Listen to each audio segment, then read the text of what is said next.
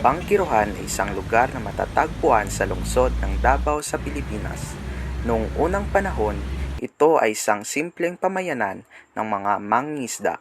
Sa paglipas ng panahon, ito ay naging kilalang pamilihan ng mga iba't ibang klase ng isda, karne, prutas, gulay at iba pa.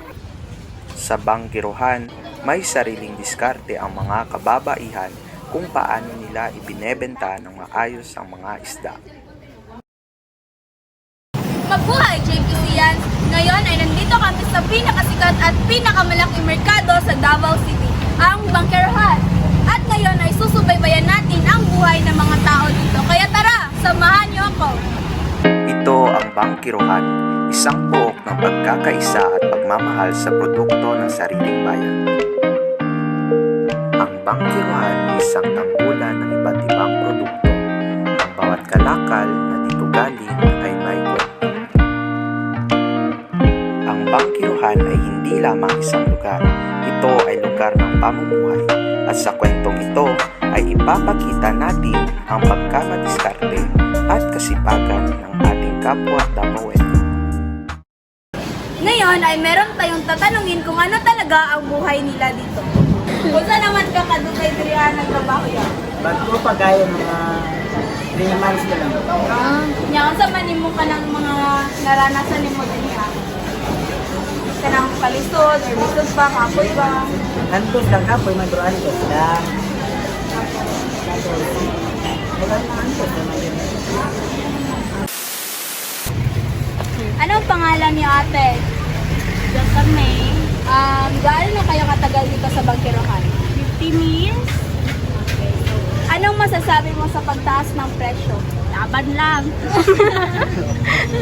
Tapos, naapektuhan po ba kayo sa pagtaas ng presyo?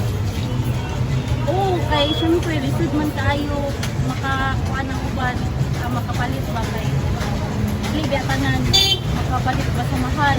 So, misdagan nilang palit ko, gamay na lang ilang mapalit. Okay, salamat ate!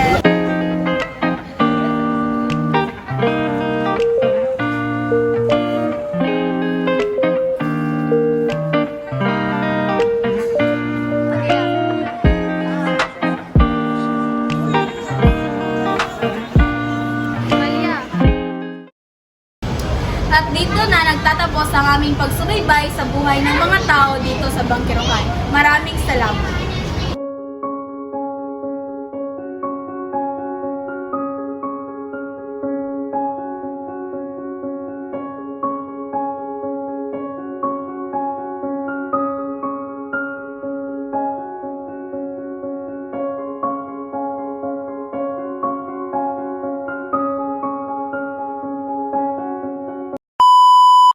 Hiya! Hello! Hi, baby girl. Welcome to my vlog. Pakita yung pasayante. O, na o.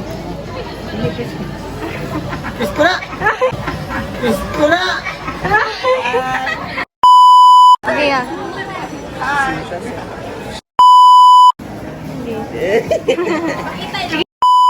Nakahawad mo sila sa Bangkirohan.